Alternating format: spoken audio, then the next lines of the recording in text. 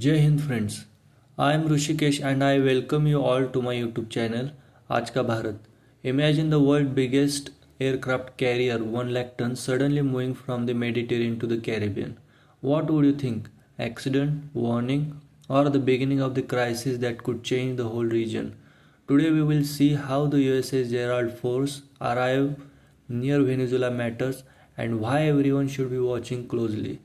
We will discuss this all step by step, but before that, if you are visiting this channel for the first time, please subscribe the channel and press the bell icon so that you never miss an update.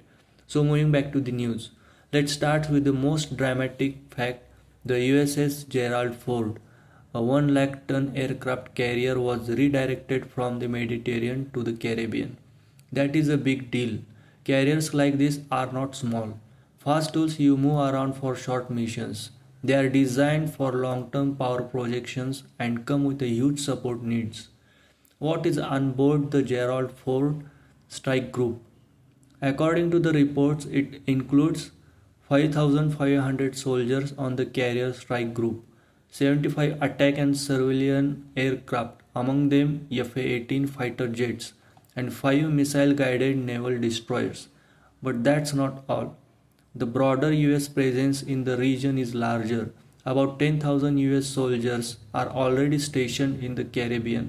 A notable hub is Puerto Rico, roughly 800 kilometers from Venezuela. And the US has even reopened a base there. Reopening a base is a strong indication. It is not routine, it is a signal preparation.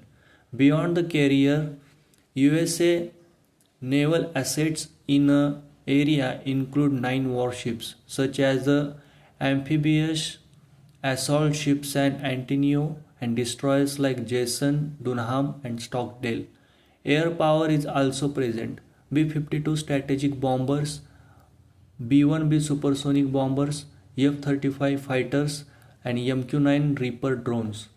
Put together, this is a heavy layered force, ships, jets, long-range bombers, drones, and thousands of troops. Why does all this matter?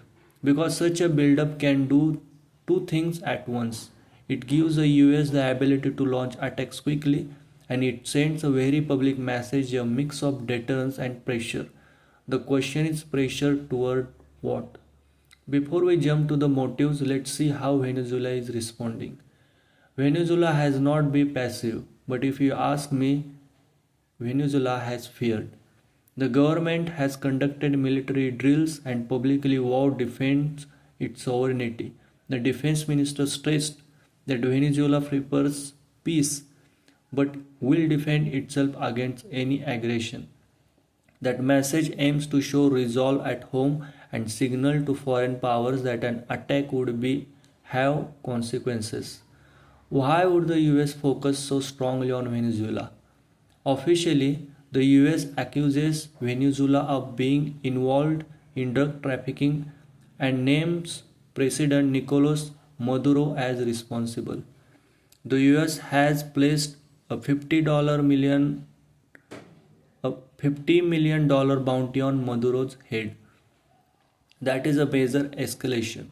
It moves the relationship from sanctions and diplomacy into a more confrontation sphere.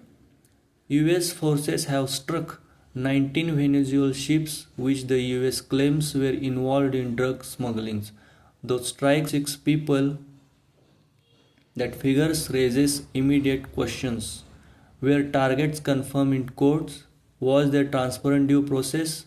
The lack of public trials or clear evidence for those targeted raises serious legal and ethical concerns. So what does Venezuela fear? Not only the direct threat of strikes or invasion, but the possibility of economic crippling. Especially because Venezuela depends heavily on oil, if the US move to disable oil production or take control of resources, that would hit the country's heart. But it gets more complicated. Allies are watching and not everyone is comfortable. Internationally, the US actions are creating friction. Even close allies have pushed back. For example, the United Kingdom reportedly stopped sharing Caribbean intelligence with the US, a protest against the airstrikes. That is a significant because the UK has five overseas territories in the Caribbean that provide regional intelligence and presence. If allies withdraw cooperation, the US loses valuable eyes and ears in the area. Despite this international pushback, the report says President Trump has continued operations without backing them. This raises a hard question. If the US can militarily neutralize Venezuela quickly, why hold back? The answer is rarely just a military capability. It includes politics, long term cost, and the messy aftermath of occupation of regime change. Let's look at the actual possible scenarios laid out in the report. There are three main paths the US could take. Each has different costs and consequences. Scenario first, the limited strikes. In this approach, the US could carry out targeted strikes against specific military assets like boats, missile sites, bases, etc. The idea is to weaken Maduro's ability to fight back without launching a full scale invasion. This could achieve short term aims, but it leaves political control and long term stability unresolved. Limited strikes can also inflame anti US sentiment and create cycle of retaliation. Scenario number second, target national resources, especially the oil. The concern is oil only. Venezuela's economy depends heavily on oil, especially in its eastern oil fields. If the US targets oil infrastructure or moves to seize control of those assets, the goal could be cripple Maduro's income and force political change.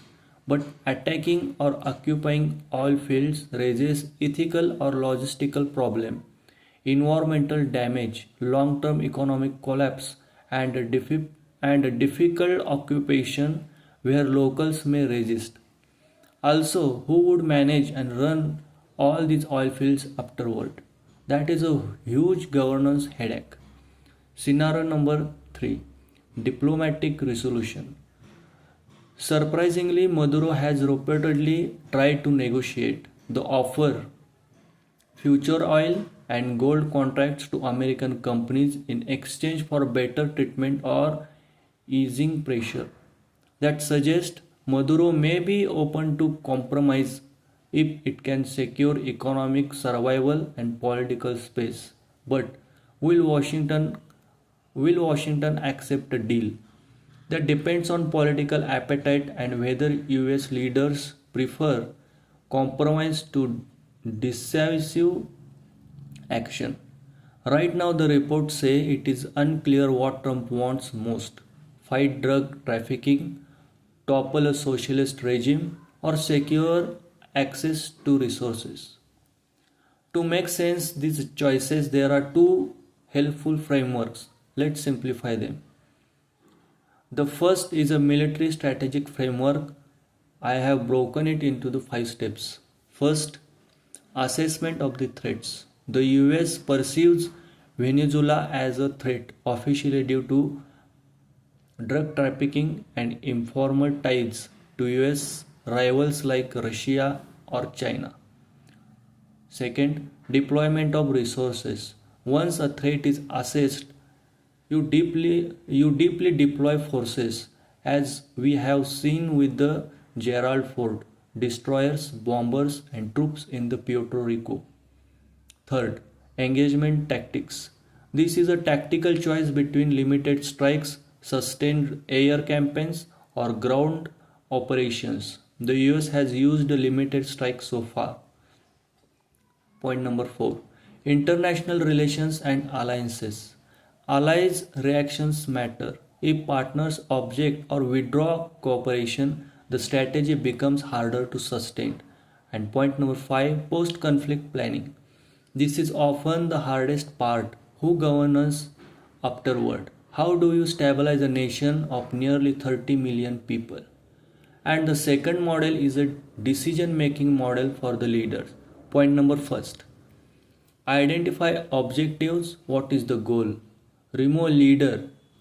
Stop drug trafficking, seize these resources.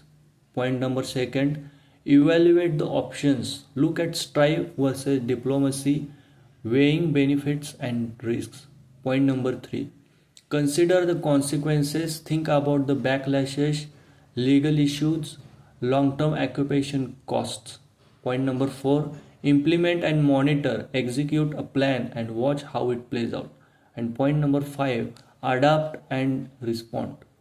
Be ready to change course when new facts appear. This two simple framework explains why the military can often do something quickly, but political leaders hesitate because the consequences go far beyond the battlefield. So far, big US force in the Caribbean, Venezuela responding with drills, a series of strikes and fatalities reported, international in age, and three divergent paths forward. And the key is that military capability does not equal political clarity. There are several big uncertainties here. First, the human cost. The strikes that reportedly killed 76 people show the human toll, and every escalation increases civilian risks. Legal and ethical questions. Were all targets properly vetted? Were the strikes legal under international law? Lack of transparent trials or evidence raises red flags. Aftermath and governance. Even if USA could disable Venezuela military in days, who would govern a country of nearly 30 million people? Occupation, puppet governments, or prolonged instability are all costly choices. Regional fallout. Latin American countries and Caribbean partners will react, potentially cutting intelligence ties, withdrawing cooperation, or taking diplomatic actions that could isolate the US regionally. And last one, geopolitics. Venezuela ties with other global powers complicate the picture. Any large move could draw wider geopolitical responses. All this means a fast military victory could still lead to years of political and humanitarian headaches. So, what should we watch next? Three things. One, movement of major ships and planes near Venezuela waters, any diplomatic talks or public negotiations about oil or gold contracts, and the statements from key allies, especially those in the Caribbean and the UK. Each will tell us whether the crisis is cooling, escalating, or moving toward a negotiated settlement. Here is the hard truth. The US has the power to neutralize Venezuelan force quickly, but power on the battlefield does not automatically solve politics, governance, or justice. The world is watching not just for explosion, but for what comes after, who will lead, who will feed the people, and what rule will govern the region.